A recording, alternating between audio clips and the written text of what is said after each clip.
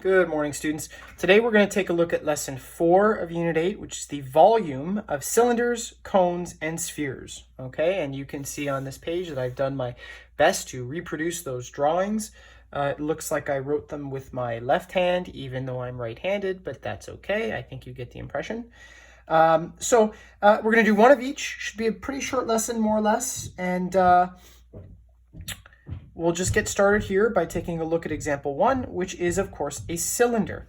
Now, the formula for the volume of a cylinder is V equals pi r squared h, okay? Pi r squared h, okay? So when we look at this cylinder, before we plug things into this equation, let's take a look at the different values that we might find in here, okay? So the radius, r, in this case, is equal to 22 centimeters. And the height here is given as 36 centimeters. All right.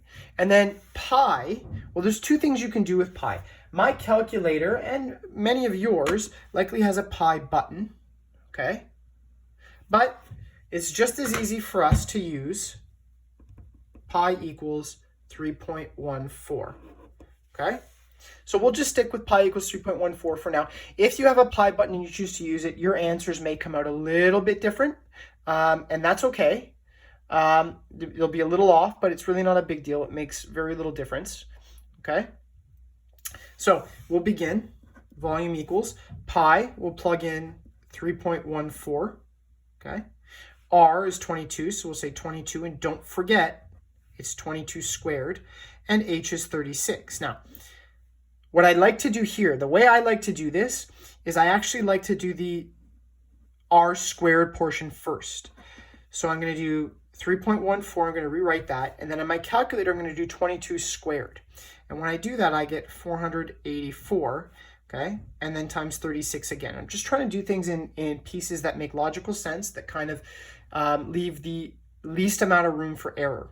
Okay, and now it's pretty basic. All you got to do is take your calculator and multiply the three numbers, 3.14 times 484 times 36, and we get volume equals, okay, 54,711.36 centimeters cubed. And then I'm just going to round it. I'm going to say 54,711.4 centimeters cubed, okay? And there's two things I want to point out. First of all, I just rounded it. And the second thing is, remember the 3 exponent on the unit, okay? So it should be centimeters cubed. That should be your unit, okay? Also, just make a point to yourself to highlight the formula because you're going to need that. We're going to have an assignment here and possibly some other assessments to close out the course.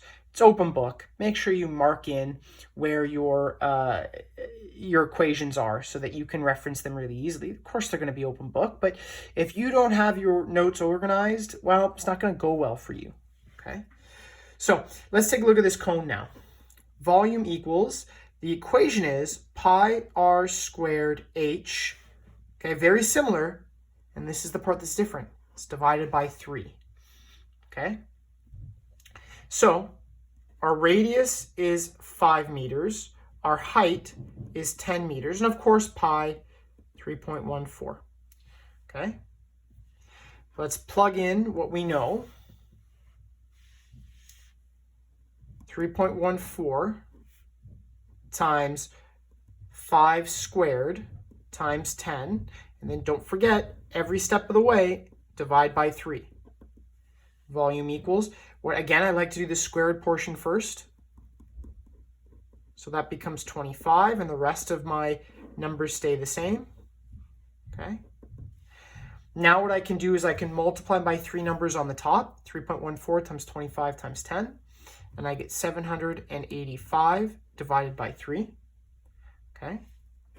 And then volume equals, what's 785 divided by 3? Well, you just type it in your calculator. You get 261.66. We're just going to round that.